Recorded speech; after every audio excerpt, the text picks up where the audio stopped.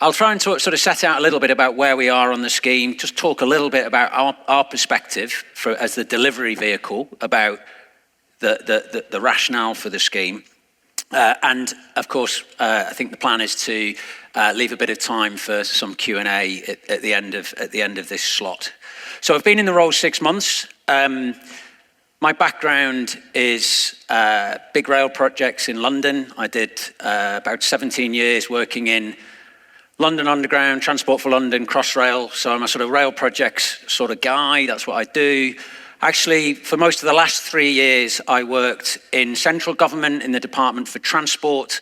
I was Director General of Rail Infrastructure in the DFT. So my job was managing the portfolio of big rail projects across England and Wales, not High Speed 2. I always want to get that disclaimer in. Nothing to do with High Speed 2. But in my portfolio of projects was East West Rail. So although I've only been chief exec of the project for 6 months, I started in June with a pretty good understanding at a strategic level of what this scheme was all about. And that's why I was so excited to take on the role, because I was sold on this scheme a long time ago for all the reasons that our speakers were talking about this morning. So it's been a busy 6 months, as you can imagine. First 6 months in the role, there's been a lot happening.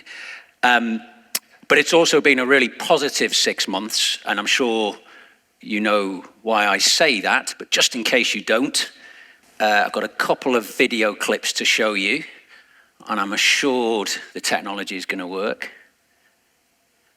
This is a bit of random train footage, not really, although in my world, a bit of random train footage is always good. I'll tell you what this is in a minute. And then will the sound work on the next bit is the next challenge.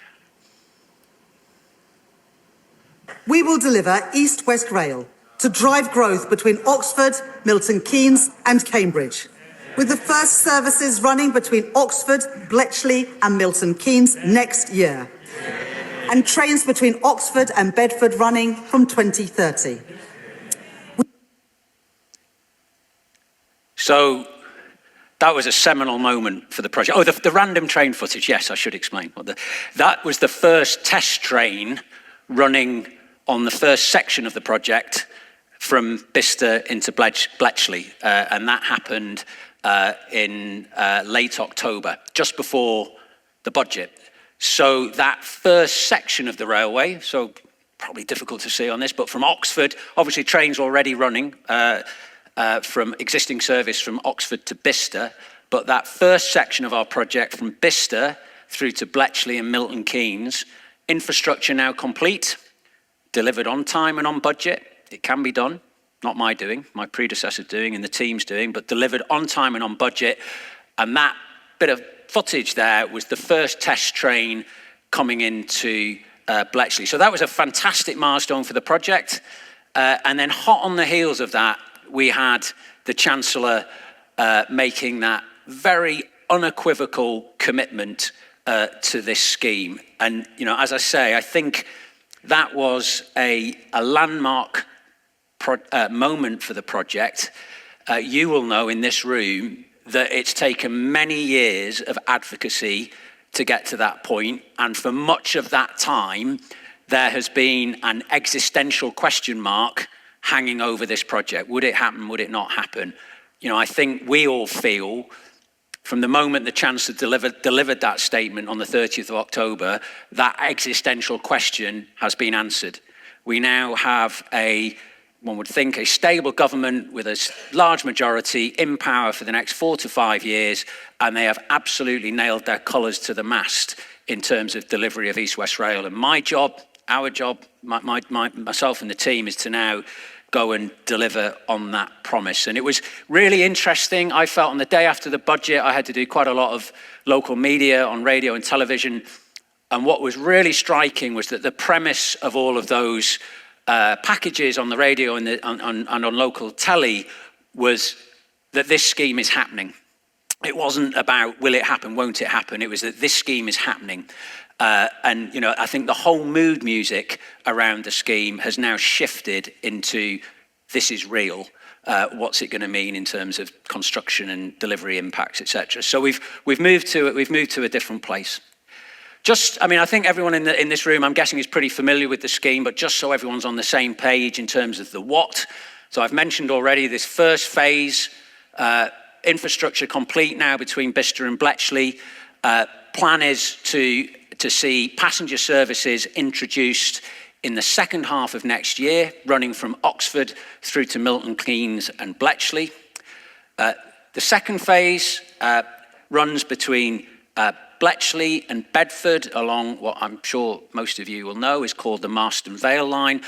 So as the Chancellor mentioned there in the budget, we will be delivering some upgrades to the Marsden Vale line to enable additional services from 2030, so that from 2030 you'll be able to travel from Oxford through to Bedford. And then the third phase of the project, the big bit, where most of the spend is the new build section from Bedford through to Cambridge. And that's the bit that we're consulting on at the moment, and our target date for delivering, for entry into service of those new services all the way from Oxford through to Cambridge is mid-2030s. And I'll speak a bit more about that in a moment. So they're the three phases of the project.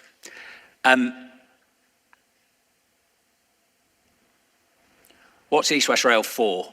So we've talked a little bit about the what, the why. So my experience in rail projects is, well, not just rail projects actually, I think this applies to any big infrastructure project, but perhaps particularly rail.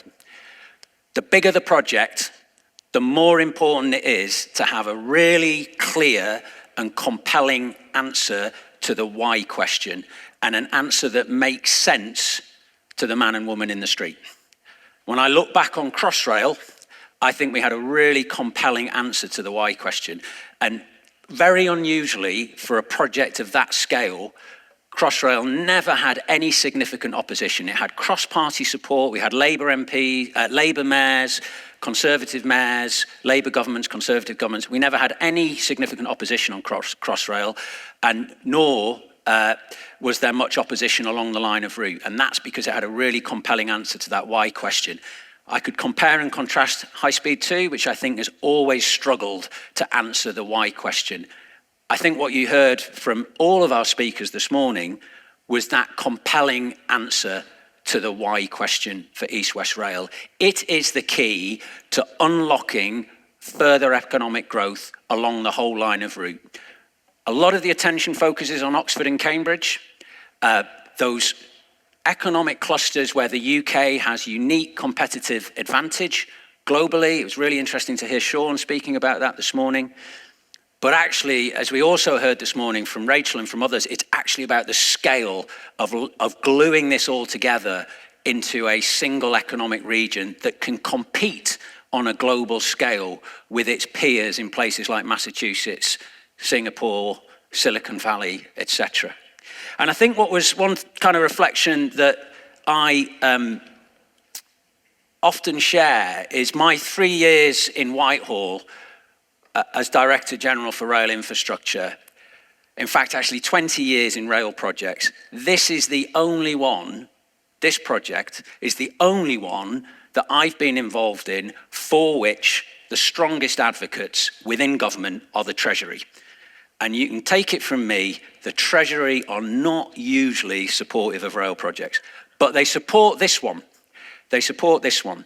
And why do they support this one? Because they buy that economic case that we heard about this morning. And they completely understand, as a couple of our speakers talked about this morning, that the investment, inward investment that East West Rail unlocks is not going to go elsewhere in the UK. If it doesn't come into this region, it goes elsewhere in the world. And that's why it's so compelling for Treasury. And that is why number 10 and number 11 have rowed in so strongly behind this scheme. Benefits of East West Rail, at its core, it is about unlocking economic growth. And it does that in the way that you would expect. And many of these benefits have been touched on by our speakers this morning.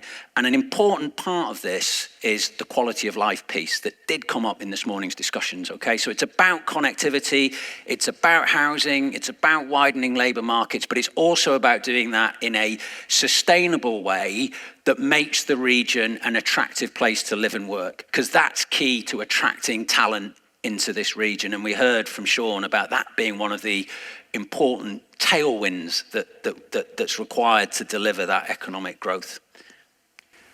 So that's the why. Just a bit more about where we are in terms of the project. So connection stage 1, that was the test trains running. And as I say, entry into service of passenger trains second half of next year, all being well.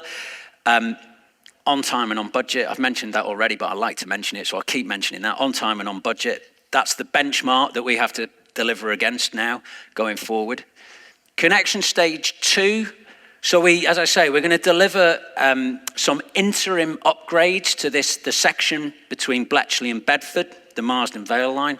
That will increase service frequency by 2030. We'll have those trains running from Oxford through to Bedford, and we're delivering those upgrades under existing powers held by Network Rail.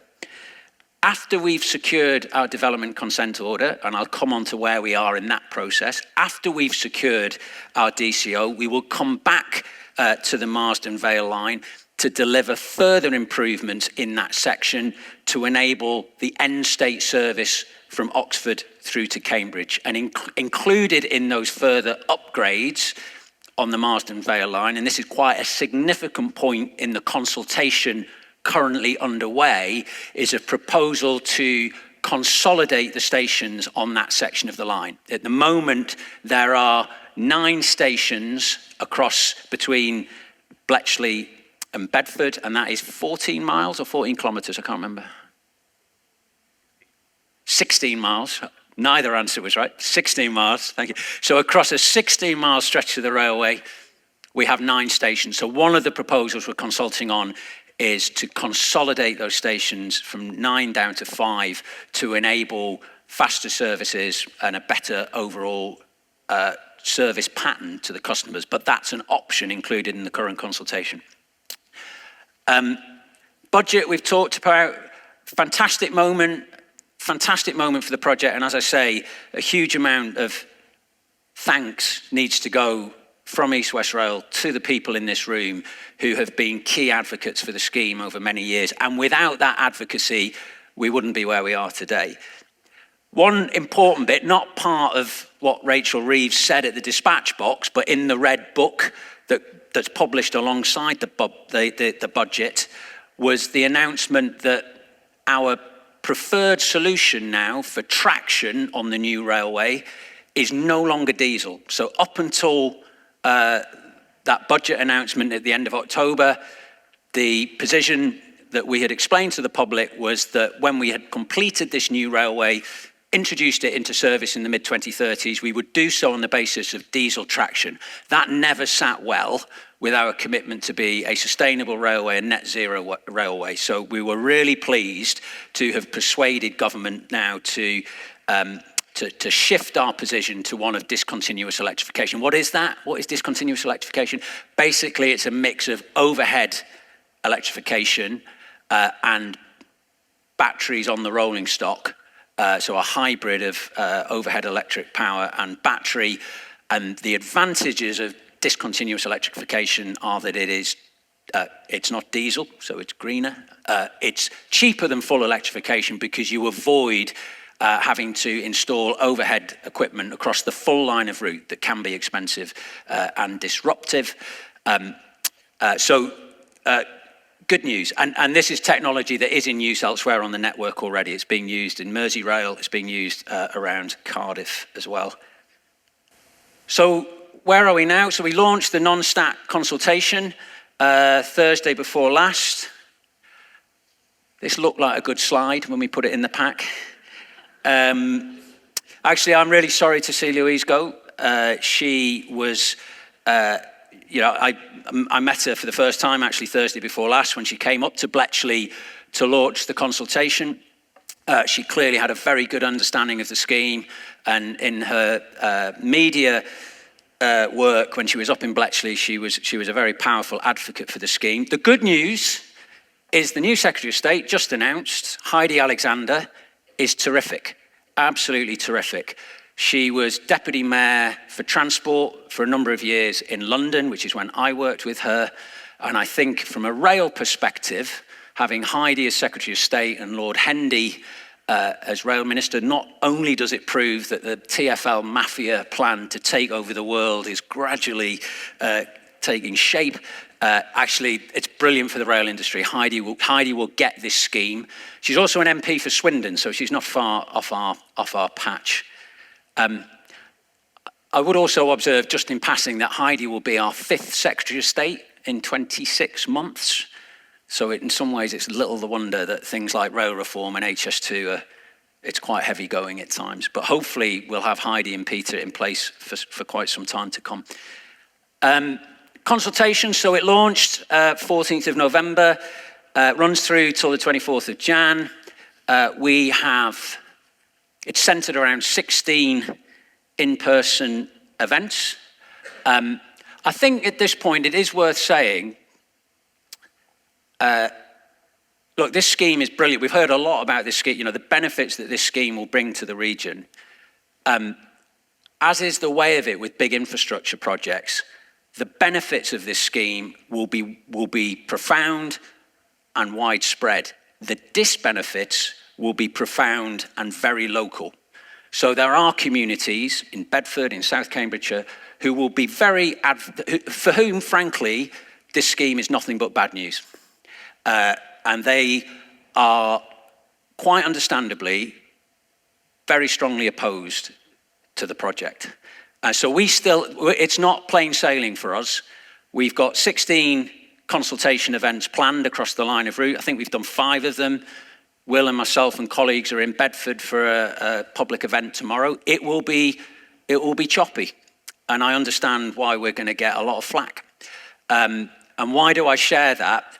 Because I don't want this audience to go away thinking it's job done.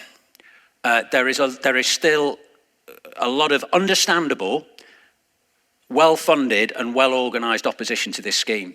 So I need you to keep making the case for this scheme. It is not job done. So in-person events, as you'd expect, there's a strong online presence through the consultation as well. Lots of different ways to give feedback online, in person. We've done a lot of media work. Hopefully you'll have seen some of it. There's been adverts in stations, bus stops, radio adverts. We've put 350,000 postcards through the letterboxes of those households who are most closely affected by the scheme. We've got quite a strong online presence. So we are trying to generate as much feedback as we can from this consultation. The nature of it is that probably the bulk of that feedback will be from those who are less favourable to the scheme, let me put it that way. But we're trying to raise awareness so that we get a more representative set of feedback through this process. It's interesting hearing Sean's comments this morning about the planning and approvals processes that you have to go through to deliver big infrastructure schemes. That's absolutely a problem that I think this country faces. We are in our 3rd major consultation exercise. Effectively, by the consultation exercise that we've just started moves us into the sort of 2nd column from the left here. The rows are the main products that we need to develop over the next few years to support our DCO application. So we're in this non-statutory consultation. All being well, we plan to go out to our final consultation exercise around about this time next year. A statutory consultation, and that will then lead to us submitting our DCO application in late 26, early 27. But just to come back to Sean's comments about, the difficulty of getting, he referenced the Lower Thames crossing. We're in a similar position. These key documents, they run to tens of thousands of pages, huge amount of work. And I think if the UK, if the government's serious about speeding up the delivery of infrastructure, we do need to look at this process, because with the best will in the world, even if everything goes to plan, The earliest we will start delivery of the main works between Bedford and Cambridge is late 28, early 29. And you think about how long East West Rail has been on the books. I was talking with Alan over lunch and he said he was campaigning for it about 30 years ago. So it's been a long time in the offing. It's often said that we are slow to build infrastructure in the UK. I would argue we're not slow to build it. We're slow to get to the point of building it. And that's the bit that I think government needs to think about. So just to close, and I think we've got a little bit of time, not much for Q&A. Alistair spoke this morning on the panel about, the value of alliances. I think we've been, myself over the last 6 months, but more so my predecessors and my team have been very proud to be part of this alliance. And as I've said, without this alliance, I don't think we would have heard that sort of commitment from the Chancellor that we heard on the 30th of October. We don't have a build it and they will come approach to our railway. And I think whatever structures come to pass, East West Rail will want to remain a very active partner with all of you so that together we make sure we can make the most of the growth that this railway will unlock for the region and for the UK. Thank you very much.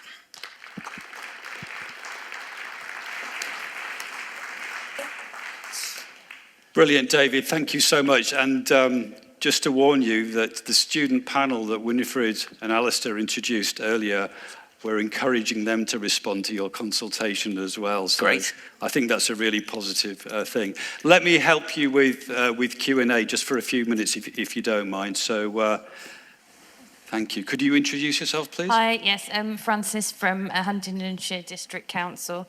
So obviously this is extremely exciting and interesting for us as a district. You mentioned that there's potential start. I know you might have to put your finger in the air to take a guess at this, but for the Bedford to Cambridge line to commence 26, 27, if you could take a guess, when would you think it would be completed by? So the whole route, Oxford. Yeah. So when will you be able to get on a train from Cambridge to Oxford? Yeah.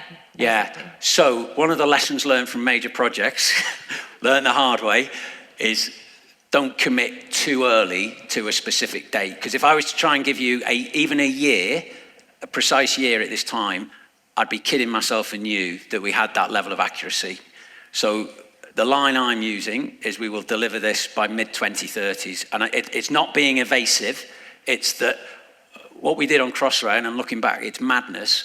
13 years out, we said it was going to open on the 13th of December 2018. We actually gave the date. And that was not a clever thing to do. So one of the, I just don't know. We're looking very hard at the schedule. The steer from government is that they want this delivered as quickly as possible. As I say, the longest pole in the tent here is getting through the planning process, and we're going to be looking to do, while we work our way through that DCO process, there's a huge amount of what we call enabling works we can do, utility diversions, early works, etc. But the best I can offer you is mid-2030s. Liz. I whispered Liz then. It's Liz. Thank you. Thanks. Liz Watts from South Cambridgeshire District Council, where we do indeed have a lot of communities who are really struggling with this line. And we met representatives from all the parishes last week. And one thing that one of them said, which I thought was really important, was that actually what East West Rail could do to help would be working with them to understand how they can get to stations and sort of getting from their villages to Camborne, because otherwise, all they're having is disruption and there's no benefit. Yeah. And they're worried that there's going to be a load of extra cars on the road from their villages going to Camborne, and actually it's just going to make traffic worse, and also they won't have a train. So it would be interesting to hear your perspective on that, please. Yeah, look, so that's exactly the sort of conversation that we want to get into. I've met the Cambridgeshire Approaches group. I've been down and I've walked, around, been taken around Hazelfield and Chapel Hill, and I absolutely, I've been very clear with the opposition groups that I've met. I don't use the phrase, I do not use the phrase NIMBYs. I think it's rude, and I completely get where these communities are coming from, and it is a problem that the benefits are widespread, and there are communities who frankly get a lot of disbenefit and not much benefit. I do think that's something that the government needs to think more imaginatively about in the way it compensates people who find themselves in that position, not just on rail, but on energy projects, whatever. I think in delivering it, if we want to be quicker about infrastructure, we need to think about how we are fairer with those who feel the disbenefits. But in the consultation, we absolutely want to have the sort of conversation with those communities without being disingenuous, and I've been very honest with it. I can't say to you that there aren't going to be impacts. So we've got to be honest about the impacts, but then we want to work with those communities around how we can mitigate the impacts to reduce them as far as we can. Can't remove them. How can we reduce them?